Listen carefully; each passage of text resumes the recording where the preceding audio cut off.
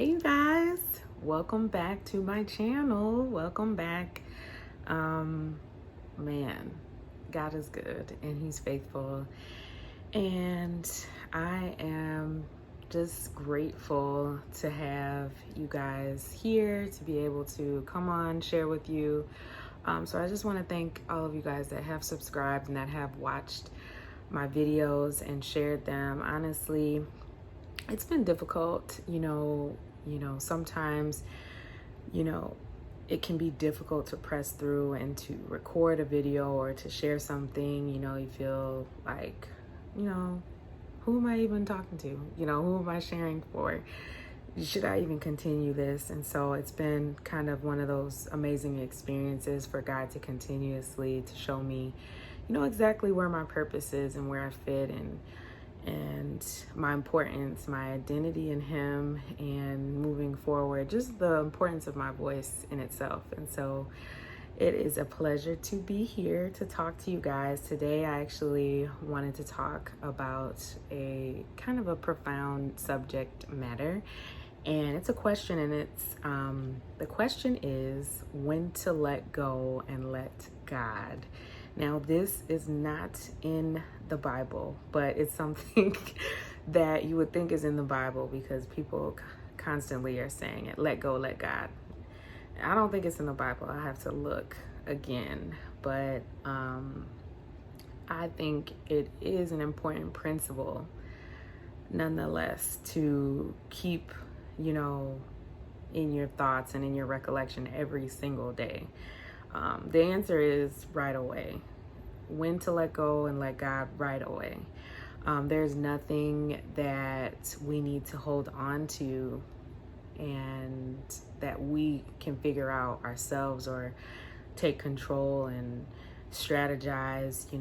It's something that, like, if you have a problem, and I'm definitely preaching to myself, if you have a problem, right away you should consult with God. You should talk to him. You should be getting the master plan from him. And it might not even be you getting the master plan, but it might just be you just giving it to him. Like, that's the first step. And I think even in marriage, like, that's been one of the biggest advice I feel like I get from other married women is to, some things and most things you don't need to take directly to your husband all the time and tell him what he's doing wrong and this and that, but you need to, go in prayer and pray and give it to God.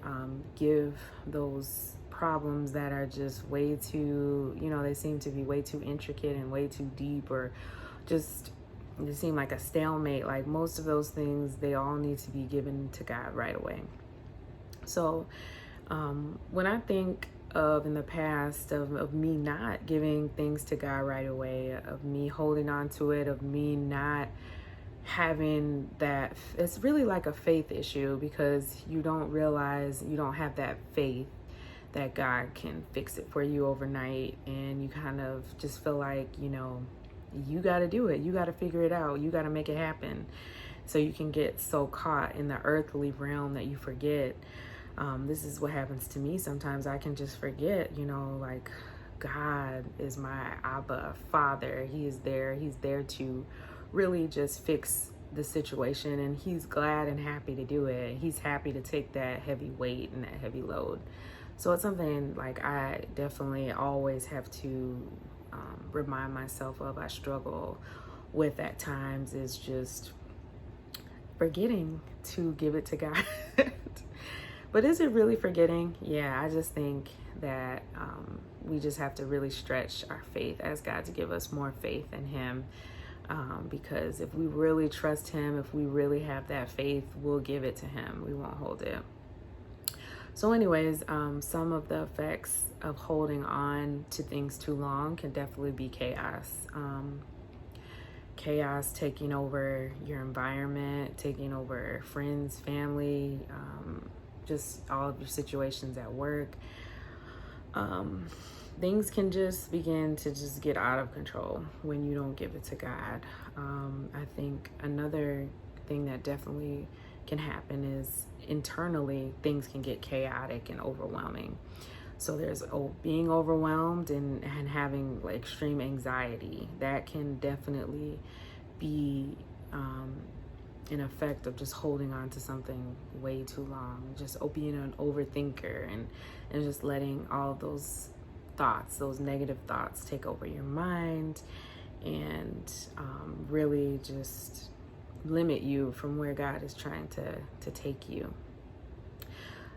So what I've noticed in myself, just being a type A personality, you know, just having certain situations where I'm used to, okay, I'm going to write out step by step what I'm going to fix and how this is going to get done. I'm going to write this strategy. This is how I'm going to execute it. And, you know, this is how it's going to work.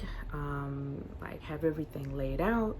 And so I think that kind of spills over sometimes, like from my work, and then that can spill over because that can be like my personality to be type A, to have everything like organized and have it set. But sometimes I've just noticed that can kind of like limit me and box me in. So if you're like me, that can kind of like, that can definitely have you hold on to something that's too long. You can try to control the situation yourself, which can be a snare in itself, holding on to that problem and continuing to have that control and not giving all of that control and submitting everything to God to fix. So one thing that for myself, I like to, you know, just make sure that I'm not in pride, or I'm not feeling like, you know, I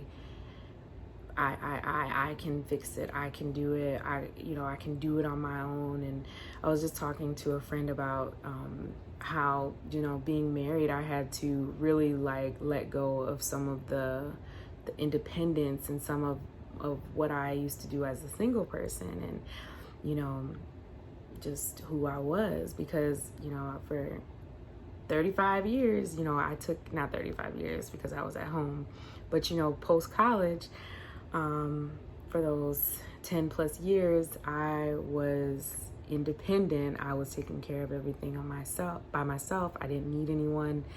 And, you know, I could provide for myself. And so that is something that, you know, kind of mirrors the relationship with God too.